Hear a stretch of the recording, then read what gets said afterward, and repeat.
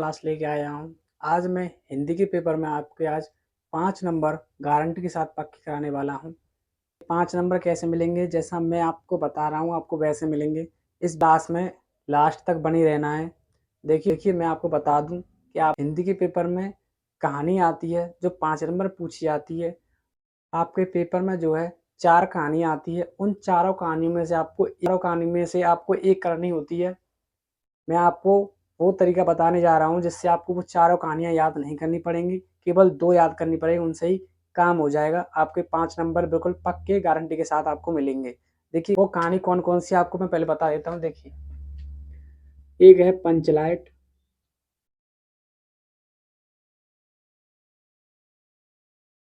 पंचलाइट, दूसरी है लाठी, तीसरी है बहादुर और चौथी कहानी है आपकी ध्रुव यात्रा। ध्रुव यात्रा। देखिए,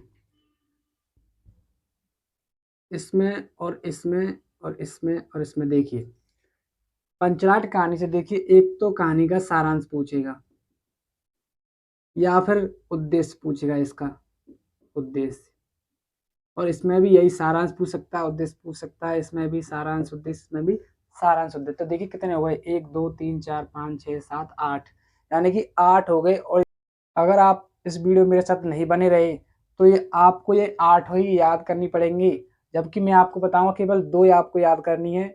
आपको 5 नंबर गारंटी के साथ मिलेंगे। देखिए ये चारों ही कहानी, देखिए ये चारों ही कहानी जो है आपके एग्जाम में पूछता है। तो मैं आपको बता रहा हूँ कि आप केवल पंचलाट कहानी के सारांश और उद्देश्य को याद कर लीजिए, आपको इनकी जरूरत नहीं पड़ेगी। और इन दोनों को मैं अभी अभी आसान और इजी भाषा में आपको लिखा दे रहा हूँ।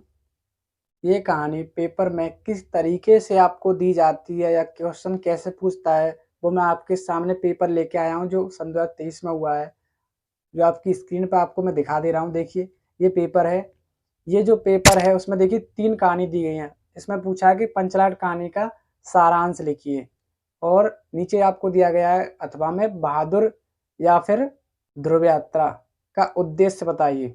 तो ये पेपर में ये 3 कहानी दी गई हैं, क्योंकि सन 2023 में जो है 30% सिलेबस जब काटा गया था तो उसमें से एक कहानी हट गई थी लाठी वाली।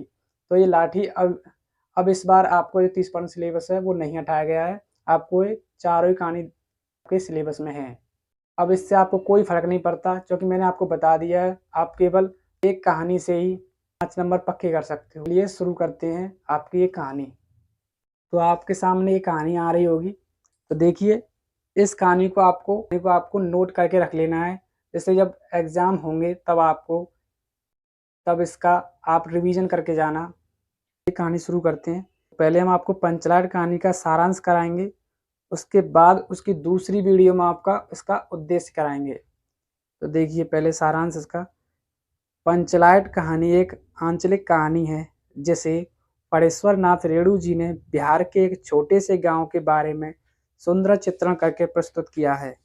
इस कहानी में एक महतो टोली ने रामनवमी के मेले में से एक पेट्रोमैक्स खरीदा जिसे पंचलाट नाम दिया गया। उस गांव के सरपंच ने अपनी पत्नी से पूजा करने को कहा। अब प्रश्न यह पैदा हुआ कि पंचलाट को जलाएगा कौन।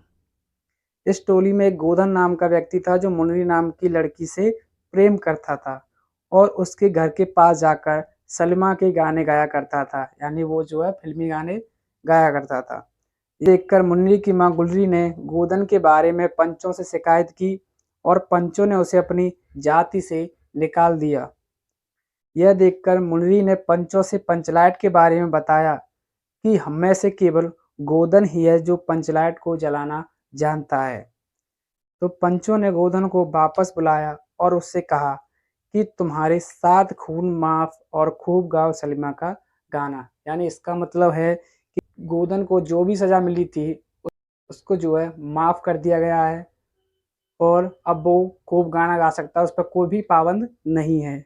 आगे देखिए, आगे तब गोधन ने पंचलाट को जलाया और महतो टोली ने उत्सव मनाया। तो बस इतनी सी ही कहानी है जो आपको याद करनी है। आपको इसे इग्नोर नहीं करना है, नहीं तो आप ये 5 नंबर गँवा सकते हैं। आप इसको याद ज़रूर कर लें और फिर बेशक आप जब आपके एग्ज़ाम हो तब बेशक आप उसे दोबारा कर सकते हैं, तब आपको ये जल्दी याद हो जाएगी क्योंकि आपने इसे पहले याद कर रखा था। तो इसलिए आपको ये पहले याद करनी होगी और हमारे इस चैनल को